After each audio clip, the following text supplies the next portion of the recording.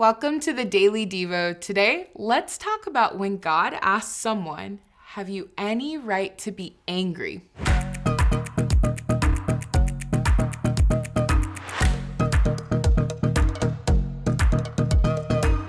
Any guesses who God asked that to? Any guesses? Any guesses out there? If you said Jonah, you are right, and you can raise your hand. Just kidding, I can't see you because this is a video. In today's devotional, we focus on a profound question: have you any right to be angry?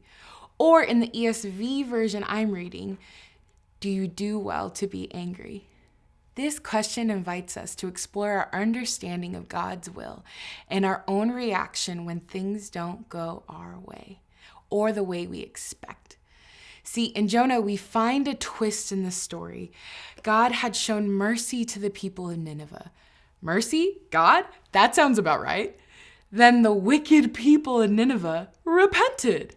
But that's not the crazy part. The prophet Jonah, whose literal job is to communicate God's word and will to people, was angry. Angry that people repented. Angry God chose to forgive them. So let's pick up with our passage today. Let's read Jonah 4, 1-4. But it displeased Jonah exceedingly, and he was angry. And he prayed to the Lord and said, O Lord, is not this what I said when I was yet in my country?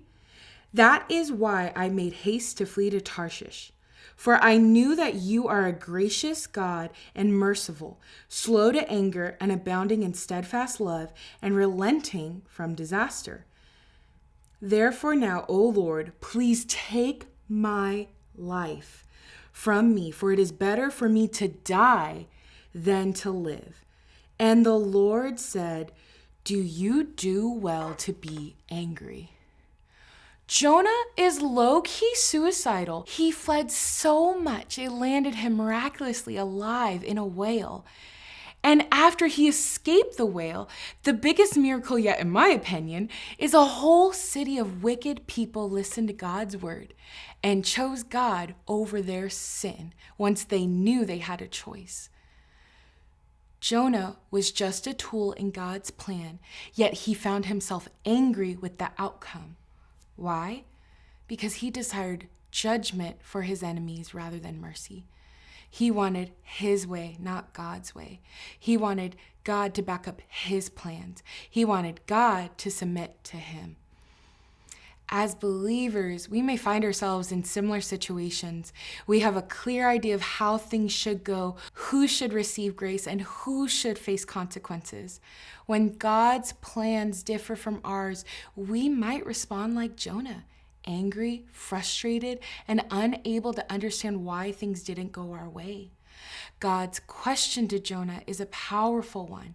It challenges Jonah and our right to be angry with God's decisions. It reminds us that our ways are not God's ways. Our understanding is not his understanding. We are limited to his divine wisdom. Do you catch yourself getting angry lately? Maybe you were created with a little more spice than nice. Maybe you're tired and running low on energy and losing your temper easily. Or maybe there are some situations you've been in for a long time that are leaving you simmering with a small but consistent angry little flame in your heart. I've experienced all of those options probably this week. See, my husband and I just got a puppy. And I've never had a puppy this young, this needy, this all indoors in my apartment. And he is adorable. And he is a dingus. He's a puppy. There was one night my husband was at church and it was just me and the puppy. I didn't notice when he needed to go potty.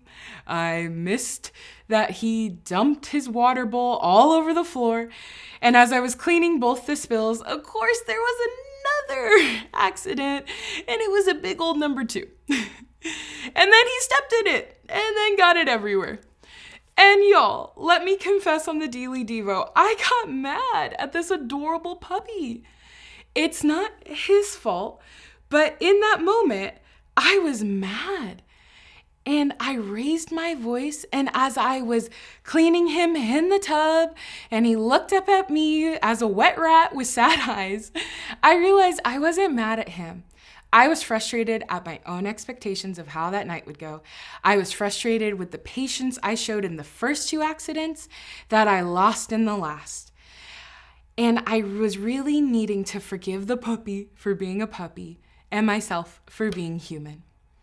God's mercy extends beyond our limitations and understanding.